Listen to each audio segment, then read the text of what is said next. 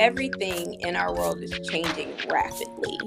You have to keep learning what opportunities are out there. You have to keep learning things in your field because people can pass you by so quickly. You could think you have this wonderful, unique idea and then look into it, and somebody's already been doing that for the last 8 months.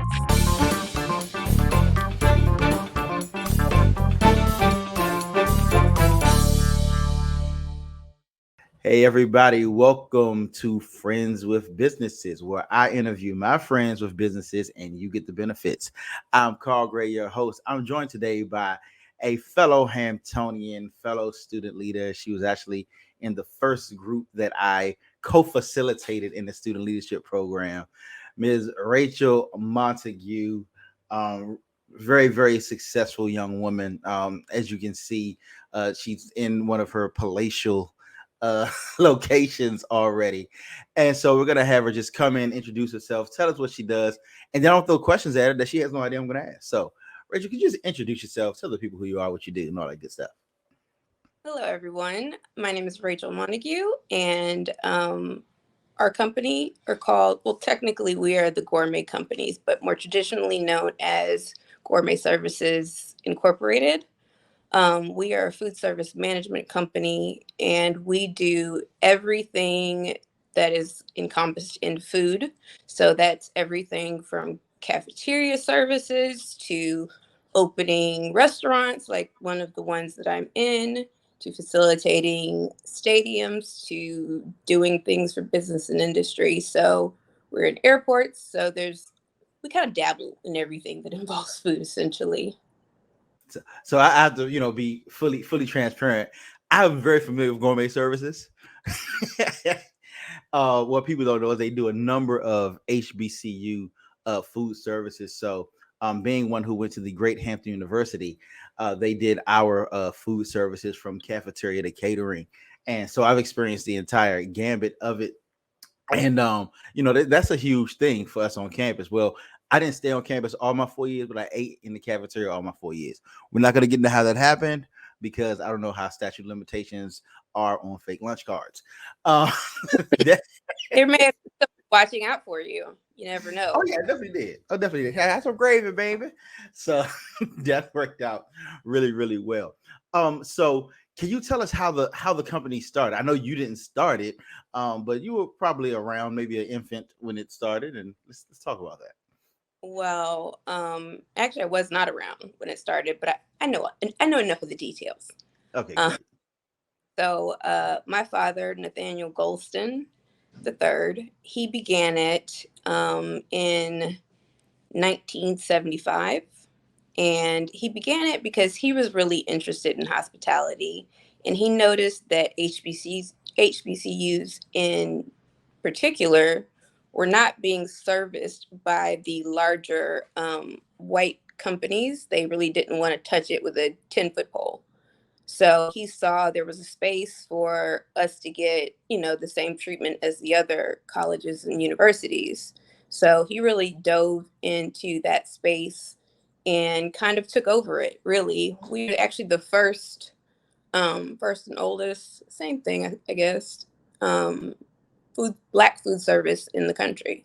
Hmm. And so at one point, I think we had 147 of HBCUs. So that's how we began. And then as he grew and everything around him grew, he just started taking particular interest in doing other things because, people will suggest things. Well, why don't you do this? Or why don't you do that? And why don't you do this? So to a certain extent, he was like, okay, just No. everything. And that's how it grew. And um, but he always had a soft spot for colleges and universities, especially HBCUs, because he also gave out scholarships, lots and lots of scholarships just to general black people, but also we give scholarships to all of our employees if they want to go to one of the colleges that we have. Their children are allowed to go with a scholarship from us. So he was very much in the education, and he thought that was very, very important. Wow, So that's amazing. yeah. So now, fast forward There are, he passed away in 2017, and it passed down to my mother and myself. My mother has always been working in the company and had pretty much running it for all intents and purposes anyway, so it didn't change her life. Um, it changed mine significantly. Understood. Because I remember your mama now. I remember your mama coming to campus. Oh Yes. yeah. Oh, Yeah, and she embarrassed me on campus. So there was nothing embarrassing about that. Your mother was great. We no, loved it. no. Do you remember the freshman parent talks with the parents that she would go up there and they would say a student says it's impossible to eat in the cafeteria or Oh something, yes. She said, I and send my own daughter. it's Rachel. I don't know this woman. You and I'm like, oh, Yes. I want she to was. delve into that a little bit. I want to delve into that. I was sitting up there like, she's miserable. And she'd be like, would I have my own daughter? Would I give your child anything less than I would feed my own child? And she would say that, my daughter knows I'm not going to give her any extra money for food because I know what she's getting. And if there's a problem, she just tells me and I fix it. So, Hey. like, let it end. But okay, I want to see this. Was said conversations. Let's talk about that because cat food gets a really, really, really bad reputation. Now, mind you, I lived off of it. I got my rotisserie chicken, my salad, my ice milk on a consistent basis. You know what I'm saying? Because I was broke, People so have I didn't have still chickens for them. Whole chickens. right, exactly. So let's talk about that because again, it gives a bad rep. Because I remember, I'll be honest, one time my freshman year, we went over to Old Dominion, right? Mm-hmm. And we went to Old Dominion and Old Dominion's food program. I was like, oh man, they have like all of this great stuff. What's going on over at Hampton? Let's talk about how and why. Now, mind you, and I want to talk about it from a realistic standpoint, honestly, because we have to actually look at it. Let's look at our university versus theirs. Let's look at our history versus theirs. Again, as you said, your dad founding the first food service company to service Black colleges. So I'm gonna go ahead and let you talk. Yeah, so I think the thing is, we get a bad rap, but I think what a lot of people don't understand is when it comes down to it, we can only do so much. I mean, while we want to support them and everything, we are still a business and the college is still a business. So if we can only do so much as our client will allow us, I mean, we can Mhm. come to them with some truly remarkable food program and they could say no, we like it how it is. And especially when you have certain situations where the president has been the president for so long, like a Hampton or certain other universities, they different presidents want their own things for different reasons. Mhm. And at the end of the day, you are, on one hand, you're seeing students complain about stuff and you're thinking, I would love to fix that too. But on the other hand, you're like, I can't just come out of my pocket and just give everything to you for free because we're not a charity. So The business. it's a really strange balance. So we fall in an area where we try to, within our means, make it as best as possible. Sometimes that takes a lot of creativity on our part because what we're given is so low that we have to max out creativity wise to make it worthwhile and interesting and all of that. So that's kind of the deal. But at the same time, I'm not gonna lie, there are good days and bad days with everything. Right. So But I want to jump in here because you said something very, very key. We're a business, right? And this is called friends with businesses, not friends with charities. Not saying I'll never have a charity on here, but we we're actually all have in business. we don't provide food, we provide scholarships. Right, exactly. um Right, because food is our business. And one thing that I try to let my clients know, and even let my customers know, um, is that you really do get what you pay for. You know, as you said, of course, if you're giving cordon bleu budget, you'll provide cordon bleu. But Mm-hmm. if you're giving rigatoni budget, you're gonna get rigatoni. And it depends. And some of these other schools, and I just want to talk about it historically because being one who loves my HBCU, I love Hampton University. I'll tell you, there's always something Hampton around. Um, but also knowing that our history does not go back as far. We don't have the same type of endowment. Yes, we have a pretty large endowment, but it's not touching an ODU who not only has a big endowment but also has state funding. All of these things go into that. And I just want to make sure that we understand that you got to get a fair shake. You got to really understand what you're dealing with here. This is a budget based on the tuition, based on donations, based on alumni giving, and that's about it. And I'll say this: I never got sick off the food. So thank Mm-hmm. you all for providing that. But I will also say, because of some of the positions that I held on campus, I actually saw how y'all could throw down.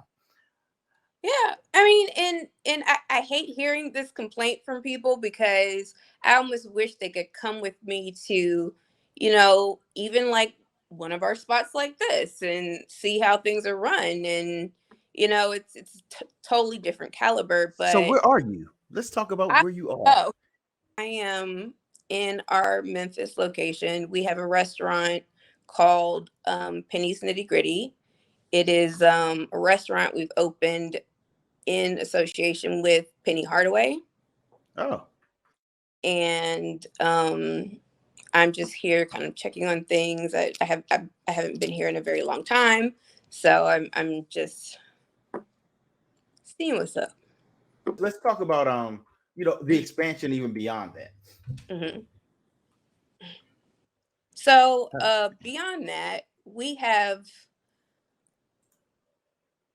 not even the well, I'll include it expansion plus just other things. I mean, it's important to know that like we have done major events for the last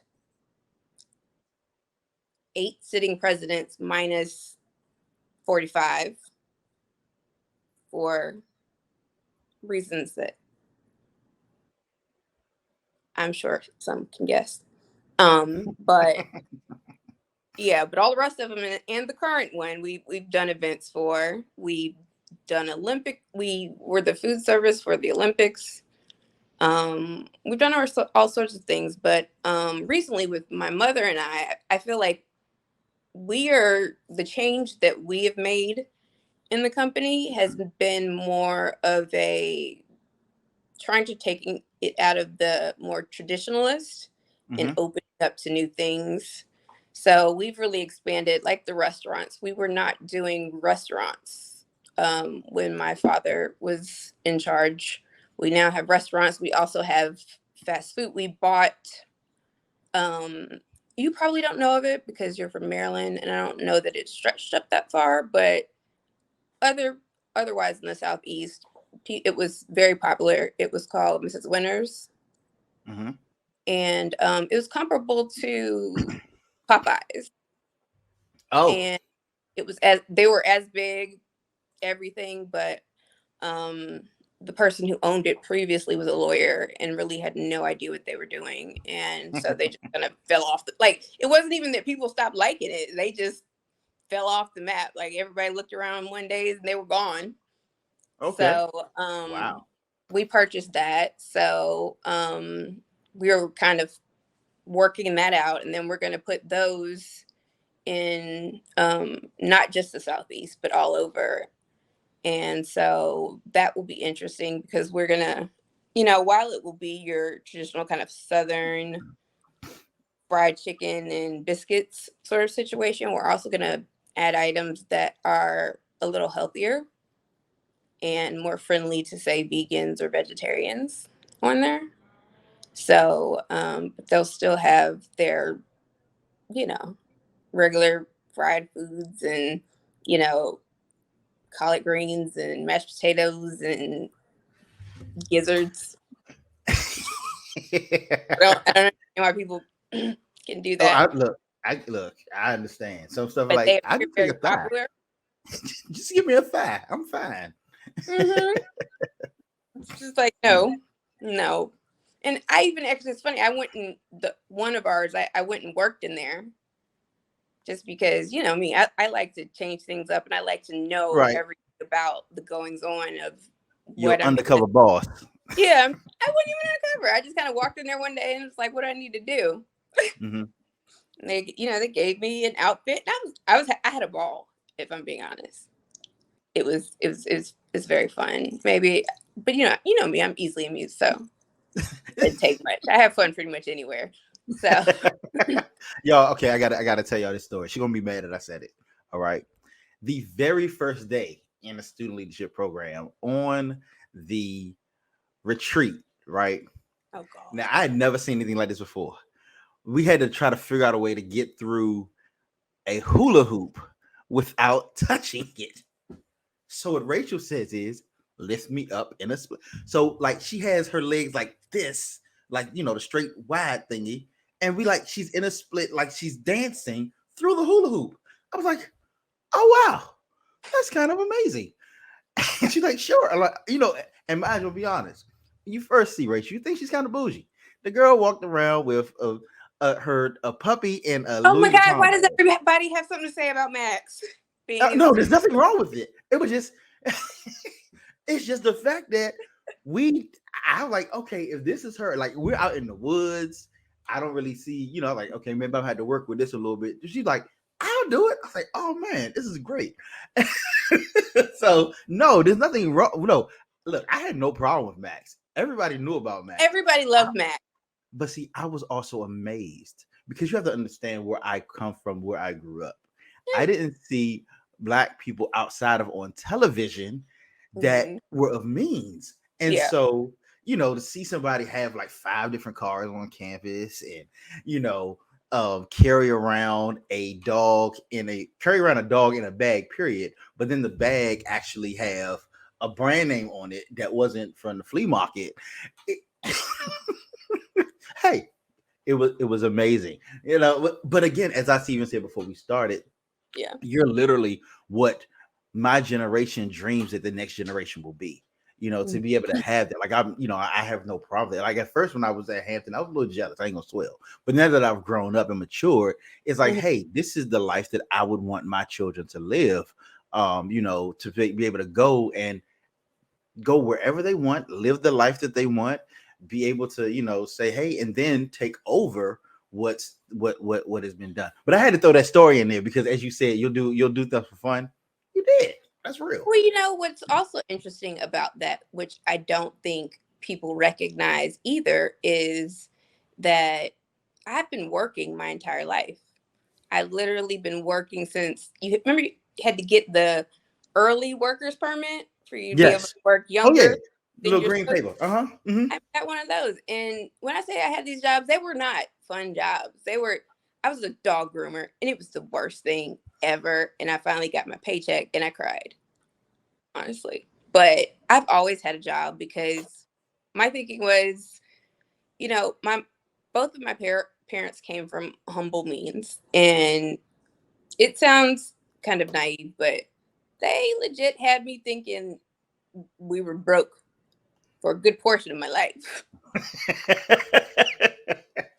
I think that's a good idea. Like I said, I don't have children, but I don't have a problem with that.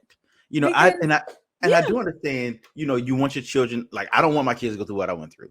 I yeah. love my parents, but I want to be a step above that. Mhm. Uh but I do think that one thing that has become missing, and mind you, I do live in Prince George's County, with the richest, most affluent black county in the country.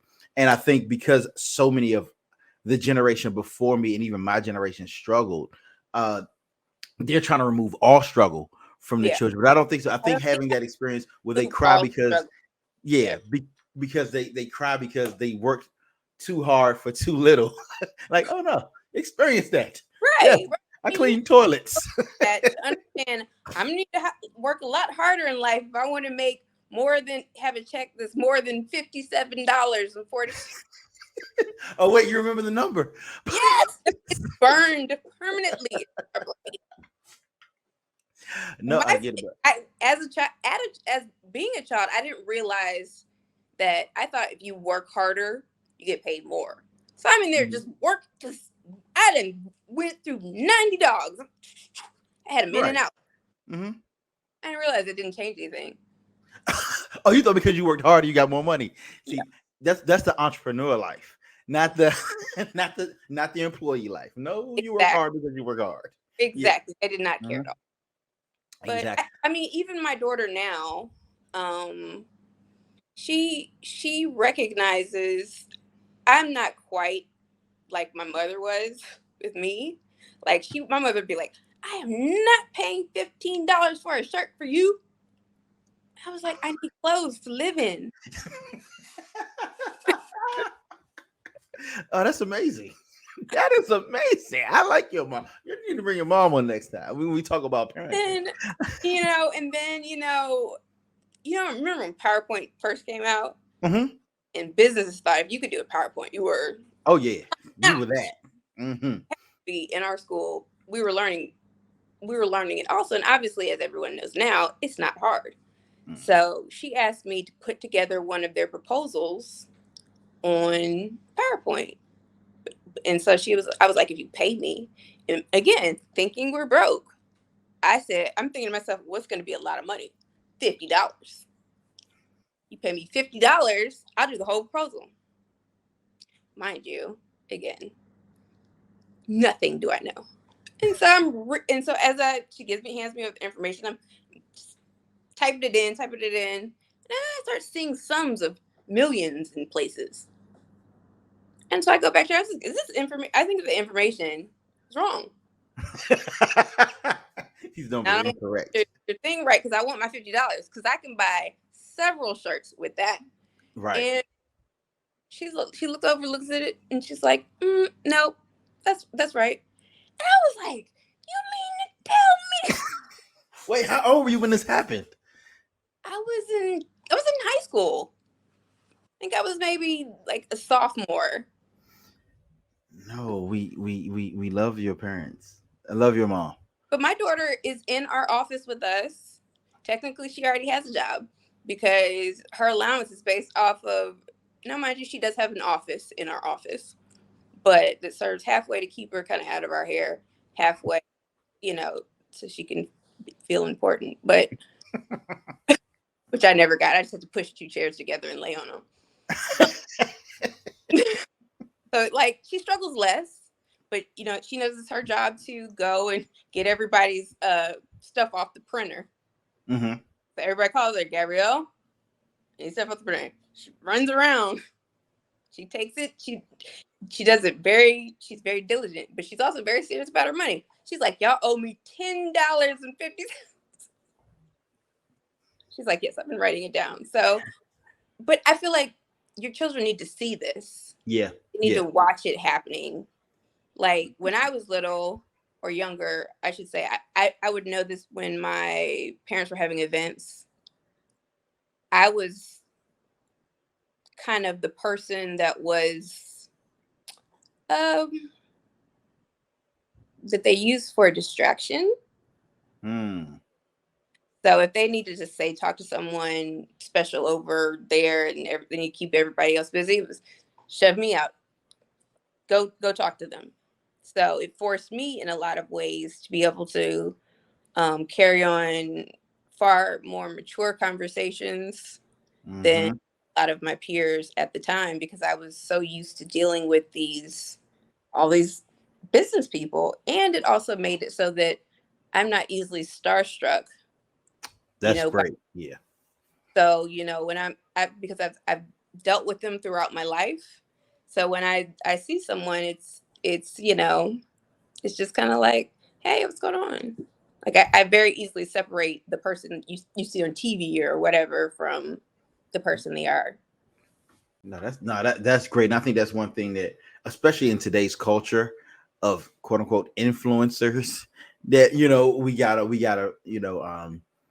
understand. I think our generation is so influencer superstar motivated and based that they miss out on the fact that people are actually human, and they bleed the same way. Yeah, they may, it may be a little more oxygenated because they breathe better, but right.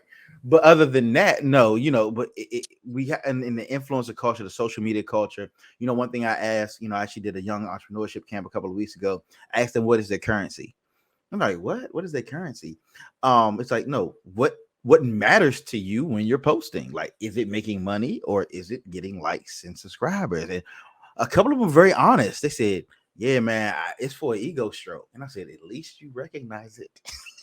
I just want to be seen with somebody. I just want to know somebody. Like, hey, but that's good. Now, question. Again, as you said, the company was formed 40 years ago, before you were born, because you're not 40 yet. But Oh, we got a couple months away. But what'd you say? I said I'm dangerously close. Yeah, I know. You think you ain't, because you're a little bit younger than me, so we was in school together and I'm in my 40s. So there's that on that. But if you were starting over from scratch, what would you do, or what would you do differently? What would I do differently? I would probably be more focused on getting things like protocols in place, doing the things like legal work, things like certifications, all of that, because I think one of the things that entrepreneurs sometimes struggle with is, and even we still struggle with it because my father was an entrepreneur, Mm-hmm. is we're having to go back and rewrite stuff and, get things that we thought were already done, years ago. Like we didn't, recognize, we had to make sure all of our trademarks were done. This has Mm. been in business for 46 years, and our our trademarks, are they in where they're supposed to be? So I think especially when it's people's passion, they are so into business quality and business growth that they don't think to do the things that are considered kind of boring. The Mm. boring back work, Oh yeah, paperwork. I know. Yeah, it's awful, and it's time taking, and I don't think it fits with personalities that are entrepreneurial. They don't. Because I know my dad, paperwork, he would look at it like, just like look away and continue moving. So I Yeah. think, especially if you're like partnering with someone, I think it's always great to have someone who is like a visionary, and someone who is, about like accounting and looking at its detail, is very into Mm-hmm. detail. And so I think the mixture of my mother and I are is a lot better, simply because she's very down to brass tacks, making sure everything, every I's dotted sort of Mm-hmm. situation. And whereas I'm like, why don't we do this? Why don't we try this? Why don't we come up with that? You need both of those elements. Yes. Because I'll be honest, that's one of the things that I do struggle with, is those little details. It's one of the reasons that I don't sleep, is because I have to do those things when nobody else is awake. Yeah. I'm sitting there, like I said, I'm running into issues with one of my trademarks now. It's like, yo, because I digitally signed it, and I'm the third, so I signed the third, but when I filled the application, I wasn't the third. So Oh, it's like, come on, y'all, just give him a trademark, please. Like this. Well, you gotta. I'm not starting over from the beginning. I promise you that much. But I mean, but again, I wasn't thinking. our lawyers not inexpensive either. Right, exactly. I was like, man, you got me paying all this money for stuff, and I think that's one thing people don't really understand. It's growth costs so much. I mean, I see that you're talking like you went and purchased a brand. I'm pretty sure that you didn't pay 5, 10, $20,000 for it, and I'm pretty sure you probably haven't made all the money back from what you spent quite Not yet. yet. Right, Yeah. but it's Because an they have to investment. check all their stuff and make sure it's in order. Right, and I one thing that and I guess and I would love for you to speak to this again as a being what is your position in the company now? I am a CMO, Okay. technically. So as a CMO of a large company, um, that has been around for a while, talk to, and I'm pretty sure that you often have people who want to come partner with you who are Mhm, smaller. mhm. What are the things that you're looking for when somebody has an idea, has something that they want to do? Can you speak to that? Well, yeah, we've partnered with smaller companies, often, actually pretty often, and because our thing is we want to bring the rest of the Black people with us, Mm-hmm. so especially small Black businesses. So our biggest thing is follow through, though. You can come to us and say, "Oh, I have this brilliant idea, and it's going to do this, and it has the possibility to do that." But if you do that, and then I don't hear from you for a while, and then you come back to me later, like, "Yes, are we on?" And I'm like, "No, I haven't heard anything from you," and I'm not willing to go. No, me nor anyone else really. Even when dealing with us, no one wants to deal with someone that they don't see consistency from. Right. And because you are the the smaller entity, it is the expectation that you are going to do your due diligence if you really want this to make it happen. Meaning Mm-hmm. you're pre-think things through so that essentially I won't have any question that you don't have the answer to. Do you do anything like? Do you have an incubator program? Do you have do you do coaching, anything like that? I mean, I'm just curious. I'm asking because I don't know. Well, like personally or our company. Okay, sure. Well, our company, we have interns, and we Mm-hmm. actually don't, unlike a lot of companies who prefer their interns to be college students, we prefer to get high schoolers because of the reason that they are not exposed. A lot of them are not exposed to much. Mm-hmm. One of the things about our company is almost no matter what your actual interest is, no matter if it's in food or not, we have that sector within our company. So say if you're interested in accounting, we got accounting systems. If you're interested in design, we have the design factor of building out our new, restaurants and things of that nature. If you are into just learning from an exec or learning how to meet people or business development or even IT, we have elements of that within our company. So we like to be able to expose them to the fact that within a certain company, you can have a whole different, a lot of different options. So is it only based in Atlanta? Well, yes, because it's our Okay. corporate office there. I had to check. Like, look. Well, no, well, at our schools, we do it at our schools too. And Okay. actually, a program that I started is where I allow a student to specifically work with me in marketing. And then I allow them to come up with a marketing campaign. And then they do all the research and all that. And we work together. And eventually I launch it and we see how it goes. But no, okay. So this is really, really, really. So I'm gonna have to talk to you, um, because so I never wanted to do this. I promise you. All I ever Hmm. wanted to do was help businesses, adults, Right. grown people. But Mhm. what I've learned is that kids are where my heart is, number one. And it's where I actually see more results from them than adults. I'm not even a joke. I'm being real like this. That, Why is that this 17-year-old? honestly makes a whole lot of sense. Yeah. But but yeah, I mean, I think their exposure to you and what you're saying and what you're doing, I can only do but so much. Mhm. Because hey, I don't have 46 years on earth, let alone 46 years in business. But I mean, hearing the things you said, and so many of them um are going into the food or have a desire to go into the food industry with innovative ideas that are also have a social component to them. Like they're looking at allergies and food deserts and all of these type of situations. And as you said, they don't have, and what I even shared with them, I said they don't have the benefit of skepticism that we have. They're like, Yeah. why can't I do this? Like, what do you mean? Why can't I do And Right. like I said, when I share this idea afterwards, you can be like, I don't know if you thought of it, but I had never thought of it at all. And Um, honestly, the thing that makes us specifically better, in my opinion, than the three larger companies that we compete against is the fact that we have so much flexibility. We really kind of give me an idea.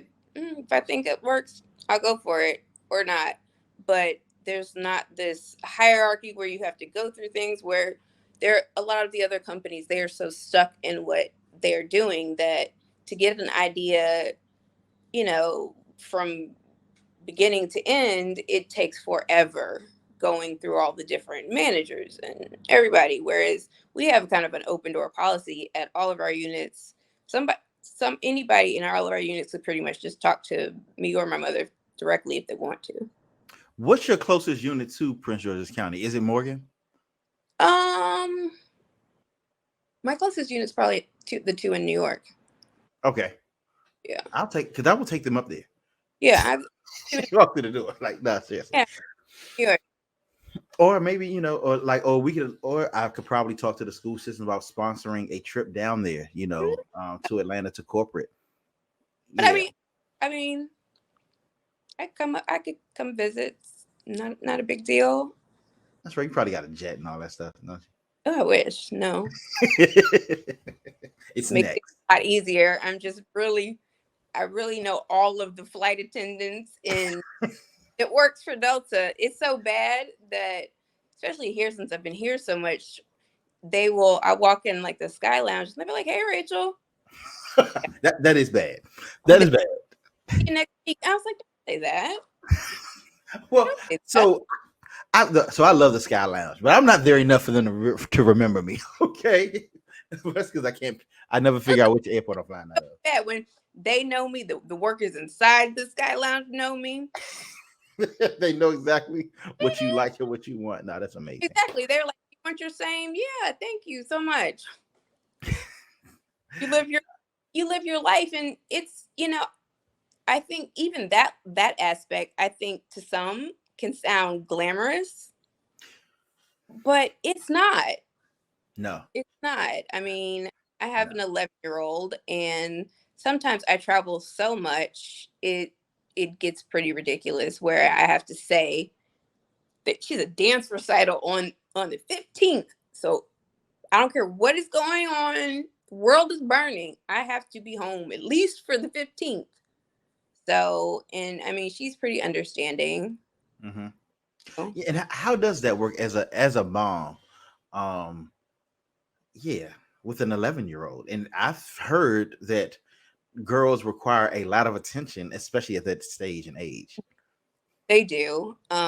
Well, I'm really lucky, and this is purely by luck. That it's kind of like me and my mother. Since my husband passed, it's like me and my mother have been like her two parents, and we Hmm. live um literally like maybe three, 4 blocks away from each other.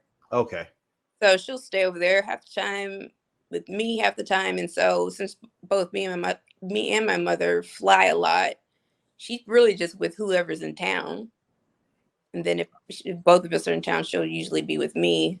But we also have, a huge family, Hmm. and we're all very close. And some who actually work for us who will take care of her and, do whatever is have stepped up significantly and help out. So, you know, it's it's it's a lot. And I mean, also, I think what people are not don't realize is having a big company is not just about ego. Like, oh, I have this big company. You see me riding. It's not like that all the time. I mean, it's a lot of it is considering all of your employees. When you have hundreds of employees, that means you have them and their families to think about Yeah. when you make your decisions. And even my family members, like I said, we have several of my family members that work for the company. And so when I'm thinking through things, we're like we take letting people off very seriously, because it's like And we get so close to ours that like we know what's going on with their family and who got cancer and Mm, who's 5 kids and living alone. Like we really have to take that seriously. Like for example, um during COVID, we obviously had to let the people from the schools go just because schools shut down. right. But when we did it, we set up like a food bank for them if they needed it, and we were able to manage it where we didn't let anybody from our corporate office go, Oh, that's good. and we just kind of sacrificed our checks if we needed to. It's Mm. like we keep our people and their families alive. Yeah, I get it. I definitely understand that. So, Wow. So last couple of questions. So the first one is some advice, call to action, because I know a number of the people who watch this are thinking about starting a business or in the process of doing or have been around for maybe a few years, and it's really become more of a self-employed 9 to 5 than a business. But any type of call to action you can give people to say, hey, do this and it will probably help you grow. hmm. Yes, I told you. So go ahead and talk questions. You said you promised no hard questions. I didn't Um, promise no hard questions. I said I would not. uh do I you? don't know. It's exactly what you said. But You said I got, what did I say? I got this. I got this. Okay. Um, I would say keep. You have to keep learning with two things. You have to keep learning always because everything in our world is changing rapidly. You have to keep learning what opportunities are out there. You have to keep learning things in your field because people can pass you by so quickly. You could think you have this wonderful, unique idea and then look into it and somebody's already been doing that for the last 8 months and they just in a tidbit of time outdid you. So Mm, you have that and you have to hang out with people that you know are, I'm not gonna say better than you, but know more than you. You better. have to I'll be take willing to better. room with Mhm. people who know more than you because that's how you grow. Staying around the same people all the time, you stay at the same level. But if you bump it up, then it sets off something in you that makes you realize you need to step your game up if I'm gonna continue to be around these people. I mean, it happens to me all the time.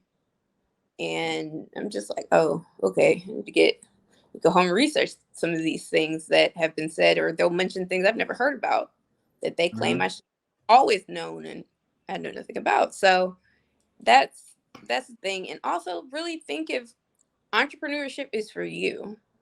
Because I know everyone is pushing entrepreneurship and especially during COVID, everybody's like, you're your own boss, you can do it, empower yourself. And I love those messages, but I also think that everybody can't be an The entrepreneur. boss. No, Everybody can't be a boss because if everybody's a boss, who's working for them? And that part. that and everybody is not cut out for the life because they think a lot of people, I feel like a lot of people think that once I run things, I have all this control and then things will be better. Honestly, Mhm. if I just had a job, I think my life would be so much easier because that means I'm just tell me what to do. I do it, then I go home. Yeah, I think people don't understand that, as entrepreneurs, not People I work with because uh-huh. they have to deal with the greater problems of the company. They don't have to be available 24 hours a day. They don't have to deal with people in different time zones. Like I tell people all the time, as entrepreneurs, not only do we have to do the work, we have to find the work to do.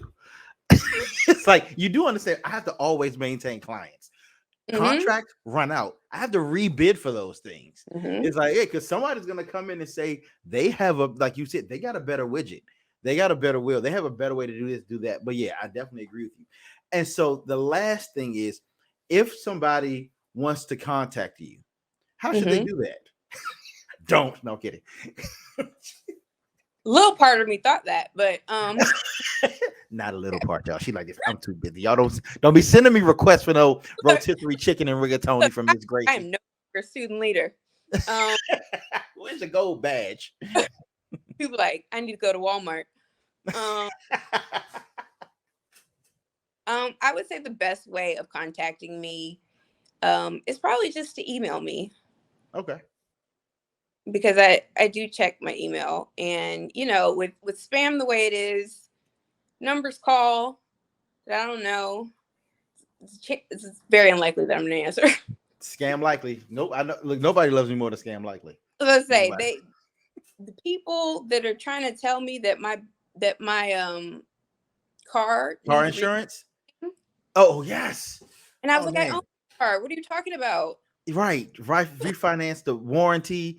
The special long term warranty. Like It's your it's a warranty, lease. lifetime warranty. Leave me alone, Right. please. I would say also for Black women, because we are also now obviously the largest female Black owned company. There are so many opportunities right now, to not only better yourself but to get ahead. I would say for Black females, really take advantage of as many of those as possible, because every state currently has added about 30% more requirements to require them to deal with female Black owned companies, because I guess honestly I think it's because they want to check two boxes instead of just Right. At one. the same time. Yeah. Right. Take advantage of it, please. It's out there. People are like, do you get mad if people just think you're trying to check a box? I was like, no. What other boxes can I fill in? Right. Because it comes out green at the end. Right? Do I need to go to war? Because I'll do veteran too. Like, can I click that Like, one too? I I mean, will use whatever privilege I get. yeah. Someone said to me, at the end of the day, know two things as a minority. And this came from a white woman, which is, I was like, oh, it's deep. She said, know two things. Know what you want your company to be known as, if Mhm. all things were equal. If you were not having to say, I'm a Black female owned company, that's our differentiator. Know that, because with the assumption that when you get to a space, no one will care about that, and they just know your company for what it is. Mhm.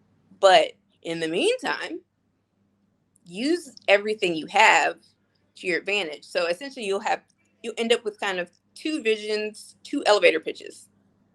Ah, But always keep the top one in mind when you're thinking through the lower one, I like because the that. goal is to be known for just being excellent in your whatever field.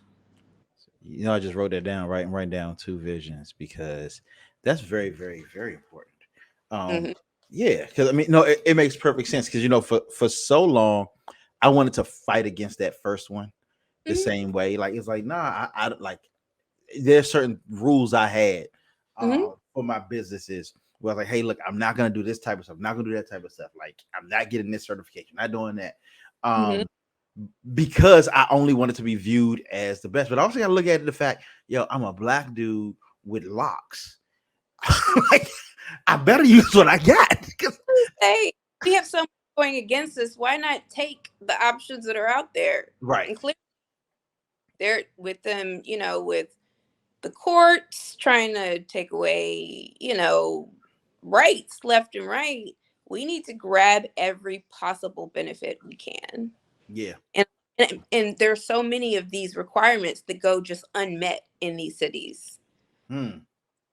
And it's simply because they can't find anyone, because no one enters their database. They didn't know a company like yours existed. Wow. Like they would have hired you, but for that reason, but they didn't know you existed. Hmm. So Wow, that's amazing. Well, thank you so very much, y'all. This was a wonderful time. We actually went like 25 minutes over with the wonderful Rachel Montague, who is the CMO of Gourmet Services Inc. Chances are, if you've touched the HBCU campus, you have eaten their food. I still go back and get some rotisserie chicken every time I show up, even though our calf has gotten bigger. They have the same food, which I don't mind. But no, thank you so much for joining us. Yes, you all. This is Carl Gray III with Friends with Businesses, and hopefully you benefited. Thank y'all so much. You have any questions, comments, concerns, or metaphysical speculations, please reach out. As Rachel said, you can email her, but now you have to Google her to find out what the email address is. Yes, I I'm can putting get you all to work. Nope, nah, they got to work for it. They got to work okay. for it. There it is. See, my clients know this. That's how I am. That's how I am. See, she was going to be nice. I'm not. So, but y'all have a great one. Goodbye.